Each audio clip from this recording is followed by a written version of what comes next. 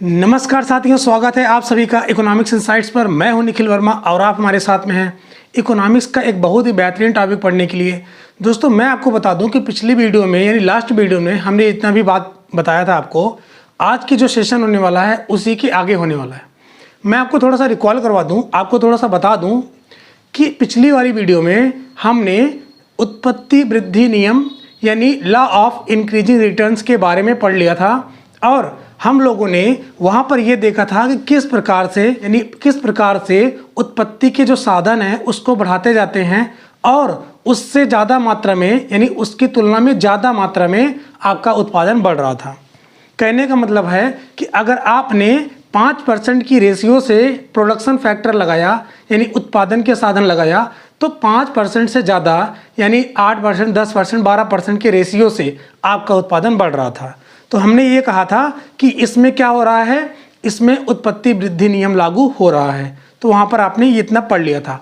आज हम आपको ये बताएंगे कि जैसे जैसे आप प्रोडक्शन फैक्टर यानी उत्पादन के जो साधन है उसको बढ़ाते जाते हैं तो उसी अनुपात में यानी उसी रेशियो में आपका जो उत्पादन है, आपका जो प्रोडक्शन है वो भी बढ़ता जाता है।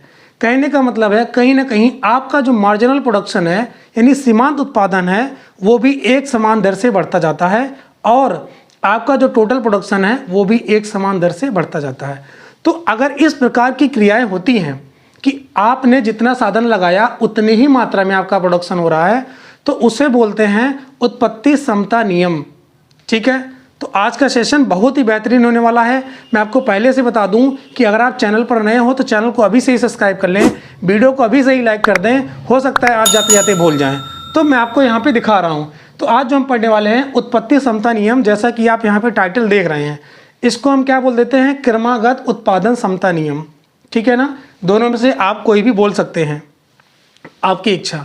तो लेकिन कहने का मतलब सबका एक ही है कि आप जितनी मात्रा में प्रोडक्शन ऑफ फैक्टर लगाएंगे यानी उत्पादन के साधन लगाएंगे उतनी ही मात्रा में आपका प्रोडक्शन भी होगा, आपका उत्पादन भी होगा। इसको मैं आपको एक डायग्राम से समझाने की कोशिश करता हूं, उसके बाद मैं आपको एक ग्राफ से समझाऊंगा कि किस प्रकार से आपने प्रोडक्शन ऑफ फैक्टर को बढ़ा रहे हैं जिस तरीके से, उस तरीके से यानी उसी रेशियो में आपका जो उत्पादन है, आपका जो प्रोडक्शन है वो भी बढ़ रहा है। चलिए हम आपको शेड्यूल पे ले चलते हैं और शेड्यूल के माध्यम से आपको समझाते हैं। दोस्तों, आपके सामने ये शेड्यूल है। इस शेड्यूल में 3 सेक्शन दिया हुआ है जैसा कि आप देख रहे हैं। पहले जो सेक्शन में दिया है श्रम एवं पूंजी यानी लेबर और कैपिटल को दिया गया है। उसमें 1 लेबर, 2 लेबर, 3 लेबर और 4 लेबर की यूनिट को दिखाई गई है। उसके बाद जो दूसरा सेक्शन है उस दूसरे सेक्शन में आपका टीपी दिखाया गया है। टीपी का मतलब होता है टोटल प्रोडक्शन यानी कुल उत्पादन।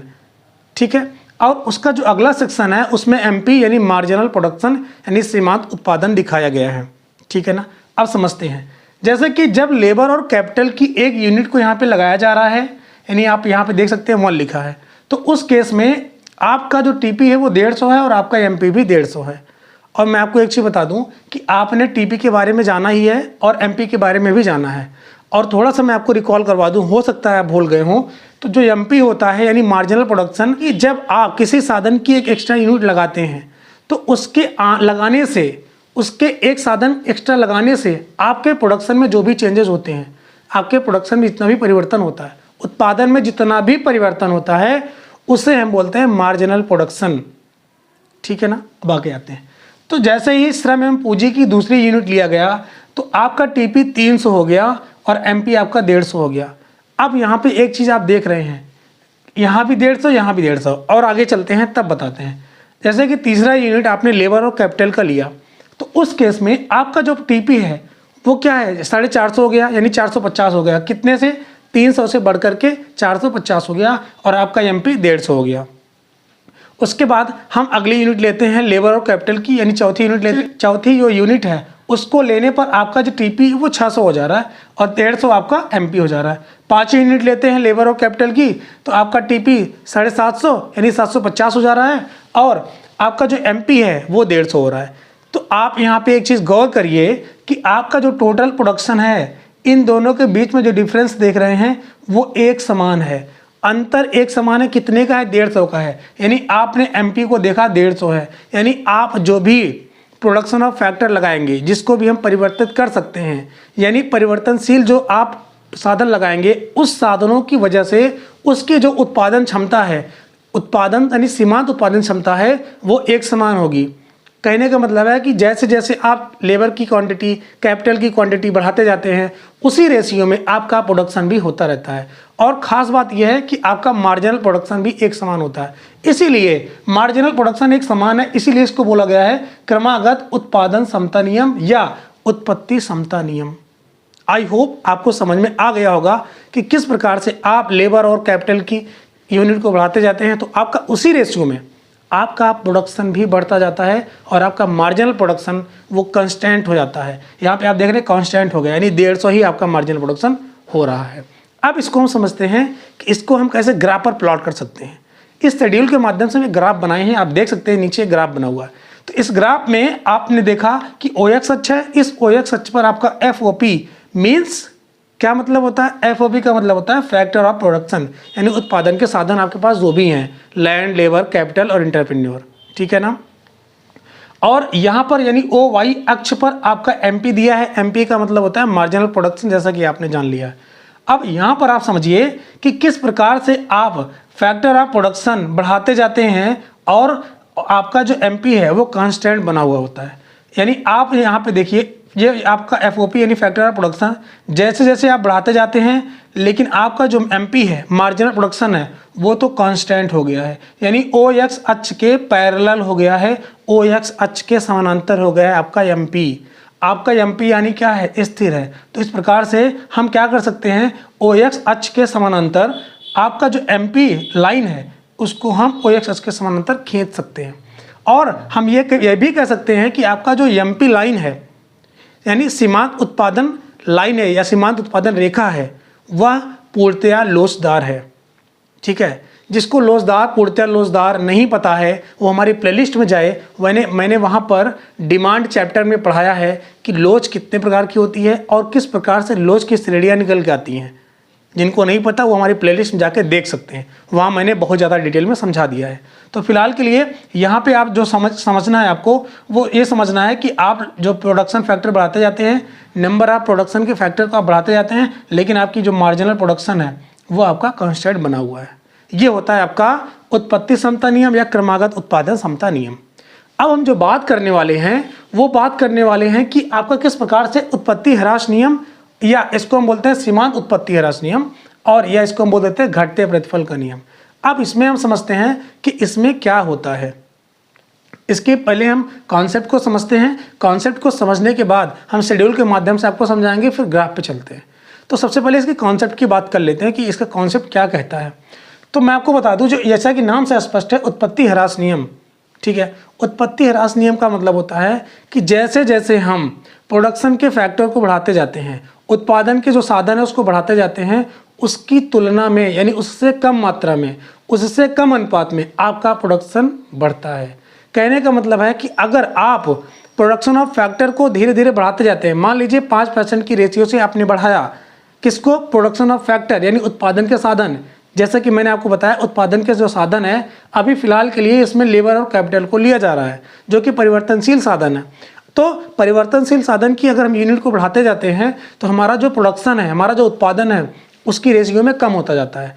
और उसके साथ ही साथ आपका जो मार्जिनल प्रोडक्शन है यानी सीमांत उत्पादन है, उसमें भी कमी आती है, वो भी घटता है, ठीक है ना। अब समझते हैं, ये आपके सामने यहाँ पर भी 3 सेक्शन दिया हुआ है। श्रम पूंजी यानी एक सेक्शन में हो गया, और टीपी दूसरे वाले सेक्शन में, और जो एमपी है वो तीसरे वाले सेक्शन में। अब मैं आपको बार बार ये नहीं बताऊंगा कि टीपी क्या है, एमपी क्या है, मैं आपको पहले ही बता चुका हूँ। तो यहाँ पे आप देख रहे हैं, जब लेबर और कैपिटल की पहली यूनिट लिया जाता है तो आपका टीपी 50 और एमपी भी आपका 50 हो रहा है। आपको समझने वाली जो बात है इसमें ये है कि जैसे जैसे आप number of production of factor बढ़ाते जाते हैं, यानी उत्पादन के साधन यानी श्रम और पूंजी की मात्रा बढ़ाते जाते हैं, वैसे वैसे आपका टीपी यानी टोटल प्रोडक्शन और मार्जिनल प्रोडक्शन वो घटता जाता है। ये आपको इसमें दिखाना है और आपको समझना है। तो जैसे एक था यानी लेबर और कैपिटल की एक यूनिट थी, तो आपका टीपी 50 हो गया और एमपी भी आपका 50 हो गया। और उसके बाद जब आपका दूसरा यूनिट लेबर और कैपिटल की जब दूसरी यूनिट आई, तो उस केस में आपने देखा कि टीपी 50 से 90 हो गई और एमपी 50 से 40 हो गई। यहाँ पे आप देख सकते हैं 50 से 90 यानी 40 का डिफरेंस है, और यहाँ पर 50 से 40 यानी 10 का डिफरेंस है, यानी मार्जिनल प्रोडक्शन आपका घट रहा है, एमपी आपकी रिड्यूस हो रही है। उसके बाद हम अगली यूनिट लेते हैं, यानी तीसरी यूनिट लेते हैं लेबर और कैपिटल की। तो उस केस में आप देख रहे हैं कि आपका जो टीपी है वो 90 से बढ़कर के 120 हो गई। कहीं ना कहीं यहाँ पे 40 का डिफरेंस था और यहाँ पर 30 का डिफरेंस आ रहा है। कहने का मतलब है आपका जो टोटल प्रोडक्शन है, कुल उत्पादन है, वो घट रहा है। कब? जब आपके नंबर ऑफ यूनिट बढ़ रही है, यानी आपके जो प्रोडक्शन फैक्टर वो बढ़ रहे हैं। तो आपका एमपी पे क्या असर पड़ता है ये भी देखते हैं। तो एमपी आपका 40 था, यानी 50 से 40, अब वो 40 से 30 हो गया। अब नंबर ऑफ जो आपका प्रोडक्शन फैक्टर है वो 4 हो गया। अब उस केस में 120 से बढ़कर के 140 यानी 20 का डिफरेंस हो गया, यानी आपका टोटल प्रोडक्शन क्या है वो घट रहा है। ठीक है, घटते हुए दर से, बढ़ तो रहा है लेकिन घटते हुए दर से। तो यानी 120 140, यानी यहाँ 40 का डिफरेंस था, यहाँ 30 का, यहाँ 20 का। ठीक है ना, ये बढ़ तो रहा है लेकिन घटते हुए दर से। अब यहाँ पर आपका जो एमपी है वो 20 हो गया। अगला यूनिट लेते हैं, 5वीं यूनिट लेंगे। तो 5वीं यूनिट लेने पर आपका जो टीपी है वो 150, एमपी 10 और घट गया एमपी। और उसके बाद अगली यूनिट लेते हैं, 6 यूनिट लेते हैं। तो आपका जो टीपी है उसके समान ही हो जा रहा है, यानी 150 है ऊपर 5 यूनिट लेने पर, तो 150 6वीं यूनिट लेने पर भी आ रहा है। और आपका जो मार्जिनल प्रोडक्शन है यानी एमपी वो 0 हो गई। ठीक है, अब श्रम एवं पूंजी की अगली यूनिट लेते हैं। तो जब अगली यूनिट लेंगे तो आप यहाँ पे देख रहे हैं जो आपका टीपी है यानी टोटल प्रोडक्शन वो घट जा रहा है और आपका एमपी वो माइनस में चला जा रहा है, -10 हो रहा है। तो आप इस चीज़ से समझ सकते हैं, इस शेड्यूल के माध्यम से ये समझ सकते हैं कि नंबर आप जो प्रोडक्शन फैक्टर हैं यानी आप उसको बढ़ाते जाते हैं, उसकी तुलना में आपका जो टीपी है वो घटते हुए दर से बढ़ता है और आपका एमपी वो घट रहा है, कंसिस्टेंटली वो घट रहा है। एक समय बाद घटने के बाद वो 0 हो जा रहा है, उसके बाद आपका वो निगेटिव हो जा रहा है एमपी। ठीक है ना। अच्छा, एक चीज़ और बता दूं, अब इस चीज़ को थोड़ा सा हम दैनिक लाइफ से जोड़ के आपको बताएंगे तो आपको बहुत अच्छे से समझ में आएगा।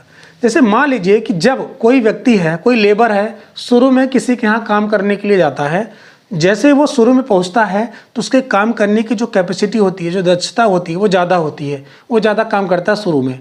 लेकिन जैसे ही शुरू होने के बाद यानी दोपहर वगैरह आता है, यानी दोपहर के टाइम में उसकी काम करने की क्षमता क्या हो जाती है, एक स्थिर हो जाती है। वो काम करते करते जो है उसके अंदर इतनी ज़्यादा थकान हो जाती है तो वह धीरे धीरे काम करना शुरू कर देता है। कहने का मतलब वो आपका कौन सा पोजीशन हो जाएगा, आपका ये हो जाएगा उत्पत्ति समता नियम। और जैसे जैसे मान लीजिए कि वो और काम करना शुरू किया, और काम करना फिर से शुरू किया, जब वो और काम करना शुरू कर देगा मतलब एक प्रकार से वो बीच में थक गया सेकंड लेवल पर यानी उत्पत्ति समता नियम पर, उसके बाद जब वो और काम करेगा ना तो कहीं ना कहीं आपका प्रोडक्शन यानी आपका जो उत्पादन है वो भी कम होता जाएगा घटते हुए दर से, और अंत तक यानी शाम तक जाते जाते वो थक जाता है। अब वो बोल देता है हमारे बस की बात नहीं है। यहाँ पे वही चीज़ आपको समझना है। तो यानी आपका जो एमपी है यानी काम करने की जो उस व्यक्ति की क्षमता है वो पूरी तरह खत्म हो जाती है, वो बिल्कुल काम नहीं कर पाएगा। तो यानी एमपी उसकी 0 हो गई, मार्जिनल जो आपकी प्रोडक्शन है वो 0 हो गई, अब वो काम नहीं कर सकता। लेकिन अगर अब भी काम करता है तो वो काम को बिगाड़ देगा। ठीक है ना, वो काम को ख़राब कर देगा क्योंकि वो बिना मन से काम करेगा इसीलिए। तो वैसे यहाँ पर भी आपकी मार्जिनल प्रोडक्शन क्या है, माइनस में चली जा रही है। तो यानी जो काम होगा वो भी माइनस में आपका हो जाएगा, मतलब लॉस ही करेगा वो व्यक्ति जो आपके यहाँ काम कर रहा है। ठीक है, इसको आप ऐसे समझ सकते हैं। अब इस चीज़ को जो शेड्यूल है, इस शेड्यूल को हम ग्राफ पर प्लॉट करते हैं और देखते हैं कि किस प्रकार से लेबर और कैपिटल की जो नंबर है आप बढ़ाते जाते हैं और उसकी तुलना में आपके मार्जिनल प्रोडक्शन यानी एमपी वो घटता जाता है। समझिए कैसे, जैसे कि आप यहाँ पे देख रहे हैं कि जब आपका प्रोडक्शन ऑफ फैक्टर यानी एफओपी यानी ओ एक्स पर आपका एफओपी यानी फैक्टर ऑफ प्रोडक्शन दिया हुआ है हमेशा की तरह, और ओ वाई जो अक्ष है इस अक्ष पर आपका एमपी यानी मार्जिनल प्रोडक्शन दिया हुआ है। ठीक है ना। अब इसी चीज़ को आपको मैं ग्राफ पे दिखा रहा हूँ, अगर ये समझ गए होंगे तो ये भी समझने में आपको आसानी होगी। तो देखिए, जैसे मान लीजिए कि आपने एक फैक्टर ऑफ प्रोडक्शन लिया लेबर और कैपिटल की, तो एक लेने पर आपका मार्जिनल प्रोडक्शन ये एमपी 50 थी, एक लेने पर आपकी एमपी 50। जैसे आपने नंबर ऑफ यूनिट बढ़ाई यानी 2 लिया तो 2 लेने पर आपका जो फैक्टर ऑफ जो आपका एमपी है वो 40 हो गई। तो यहाँ पर 2 लेने पर आपकी 40 हो गई। 3 लेने पर आपकी कितनी हो रही है, 30। तो यहाँ पर 3 लेने पर आपका 30 हो जा रहा है। 4 लेने पर आपका कितना हो जा रहा है, 20। 4 लेने पर आपका 20 हो जा रहा है। और 5 यानी फैक्टर ऑफ प्रोडक्शन जब आप ले रहे हैं 5वीं यूनिट, तो 5 लेने पर आपका जो एमपी है वो 10 हो रहा है। 5 लेने पर आपका जो एमपी हो रहा है वो 10 हो रहा है। तो कहने का मतलब होता है लगातार आपकी जो एमपी है वो घट रही है, यानी आपने लेबर और कैपिटल की यूनिट को बढ़ाया, उसकी तुलना में आपका जो एमपी है वो लगातार घट रहा है, जैसा कि आपने इस ग्राफ से समझ लिया। अगर मान लीजिए कि ये जो डॉटेड लाइन है, मतलब अगर मैं ऐसे दिखा दूँ ये डॉटेड लाइन, तो इस डॉटेड लाइन को हम एक दूसरे से अगर मिलिंग कर देंगे, एक दूसरे को अगर मिला देंगे तो एक सीधी लाइन आएगी, इसे एक सीधी ऐसी रेखा आएगी जिसको हम बोलते हैं एमपी। तो ये एमपी रेखा हमें ये बता रही है कि जैसे जैसे आप फैक्टर ऑफ प्रोडक्शन को बढ़ाते जा रहे हैं, आपका जो मार्जिनल प्रोडक्शन है यानी एमपी वो भी घट रहा है, लगातार उसमें कमी आ रही है, रिड्यूस हो रहा है। ठीक है ना। आज के सेशन को बस इतना ही रखते हैं। अगले सेशन में आएंगे तो हम आपको ये बताएंगे कि जो भी यहाँ पर स्टेज आपको दिया गया है, यानी उत्पत्ति वृद्धि नियम, उत्पत्ति समता नियम और उत्पत्ति ह्रास नियम, इसकी कितनी अवस्थाएं हैं और किस प्रकार से तीनों ग्राफ को मैं एक ही ग्राफ के माध्यम से समझाने की कोशिश करूंगा और बहुत ही बेहतरीन तरीके से आपको समझ में आएगा भी। ठीक है। आज का सेशन अगर आपको अच्छा लगा हो तो अगर भूल गए हैं तो आप वीडियो को लाइक कर दीजिए, चैनल पर नए होंगे तो चैनल को सब्सक्राइब जरूर कर देंगे और इस सेशन को आप अपने दोस्तों के पास शेयर कर दें ताकि उनको भी आपके बराबर नॉलेज मिल पाए।